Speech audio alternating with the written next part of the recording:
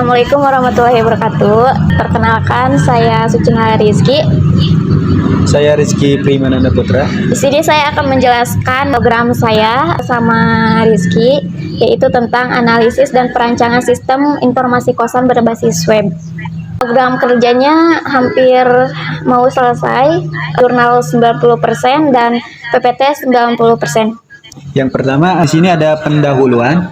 KOS diatur dalam Keputusan Gubernur Nomor 2693 Tahun 1987. Sekitar 13.000 unit KOS di DKI Jakarta.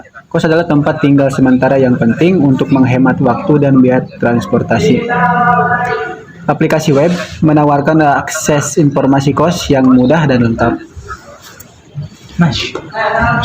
Landasan teori, metode pengembangan sistem, proses standar untuk mengembangkan sistem informasi. Rapid Application Development atau RAD, model pengembangan cepat dan pendekatan instrumental. Terus website, sistem untuk mengakses dan mengunduh dokumen melalui internet. MySQL, XAMPP, PHP, MyMin, teknologi basis data dan mengelola database. UML, bahasa untuk visualisasi dan pendokumentasi sistem perangkat lunak berbasis objek. Selanjutnya ada landasan teori metode pengembangan sistem. Di sini ada beberapa. Yang pertama, sistem development life cycle. Metode ini merupakan suatu proses standar yang diikuti oleh organisasi untuk melakukan langkah yang diperlukan untuk menganalisis, merancang, dan mengimplementasikan dan memelihara suatu sistem informasi. Dalam pengembangan sebuah sistem juga memiliki daur hidup yang disebut daur hidup pengembangan sistem atau System Development Life Cycle atau disingkat dari SDLC. Selanjutnya, SDLC merupakan metodologi klasik untuk mengembangkan, memelihara, dan menggunakan sistem informasi, merancang sistem, mengembangkannya, dan menyerahkan sistem informasi tersebut kepada penggunanya. Kegiatan pengembangan sistem dapat diartikan sebagai kegiatan membangun sistem baru untuk mengganti, perbaiki, meningkatkan fungsi sistem yang lama atau udah ada gitu.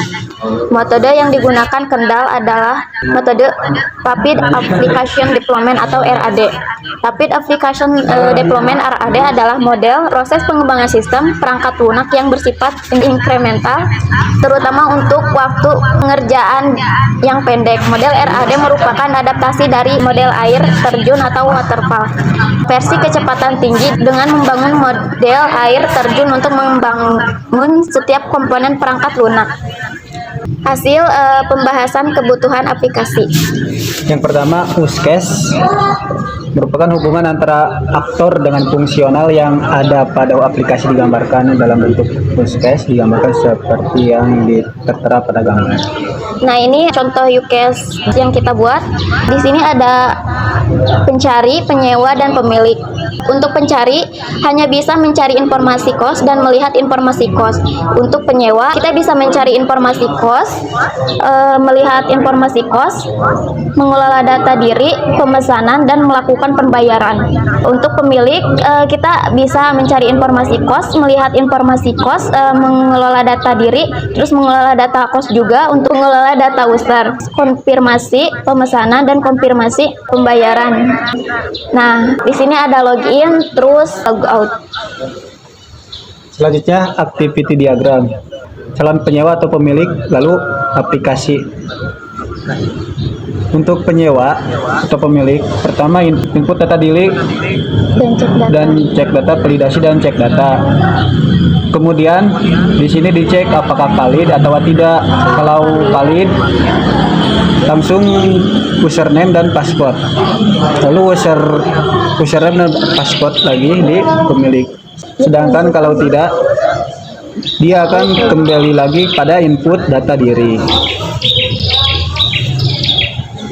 Yang kedua, rancangan activity diagram user mencari informasi kos.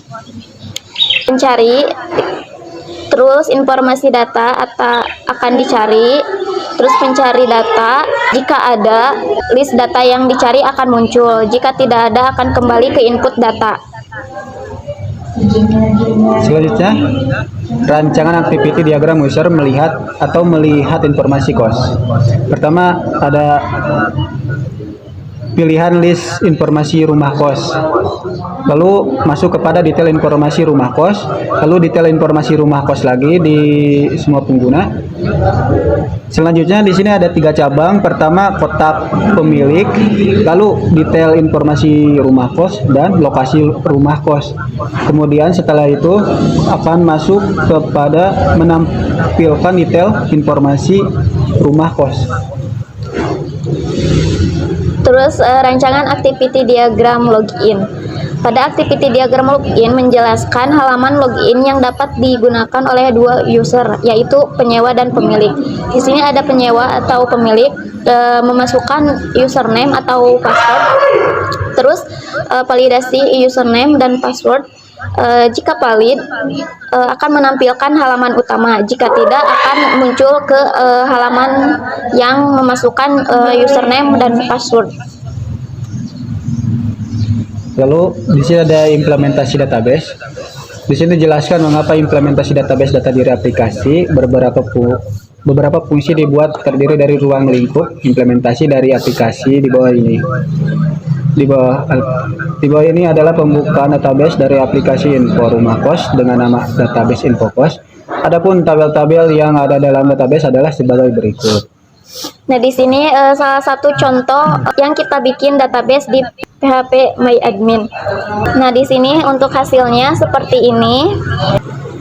Untuk implementasi antarmuka, ada tampilan halaman utama user, ada kosan. Ini halaman utama dalam web ya. Ada daftar kosan sama harga-harganya. Jadi pencari bisa lihat harga dan kosan di halaman utama gitu. Selanjutnya nomor 2 ada tampilan halaman pencarian. Di sini ada halaman tentang kos tersebut, ada nama, alamat kos, tipe kos tersedia atau tidak kosnya tersebut, termasuk ada harga. Dan juga di sini ada fasilitas kos tersebut seperti toilet, kasur, lemari meja, komputer, AC dan TV dan seterusnya. Terus tampilan ketiga adalah halaman kontak pemilik. Jadi pencari bisa melihat kontak pemilik gitu. Kalau misalkan pencari mau pesan atau mau bertanya-tanya dulu, bisa mengkontak pemilik gitu. Bisa tanya-tanya di kontak pemilik. Selanjutnya tampilan halaman login. Di sini user akan pertama-tama harus login dulu, masukkan username dan sandi, terus masuk. Terus yang kelima ada halaman pemesanan.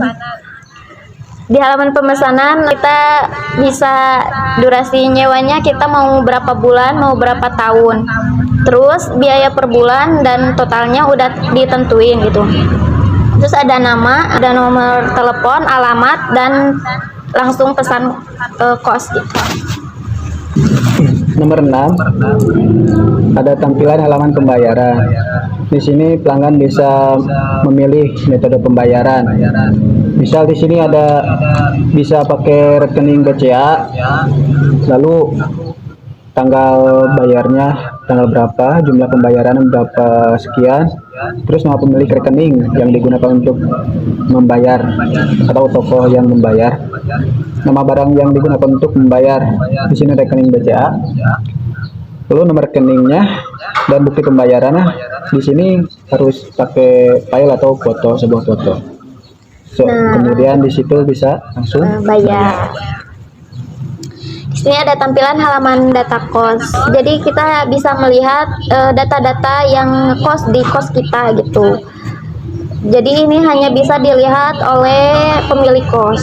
Di sini ada nama kamar, jumlah kamar, harga dan fasilitas, terus foto-foto kosnya gitu. Kesimpulan dan saran. Kesimpulan, aplikasi web mempermudah pencari kos dan mendapatkan informasi lengkap. Jadi kita membuat web ini untuk mempermudah pencari kos dalam mencari tempat tinggal gitu kan.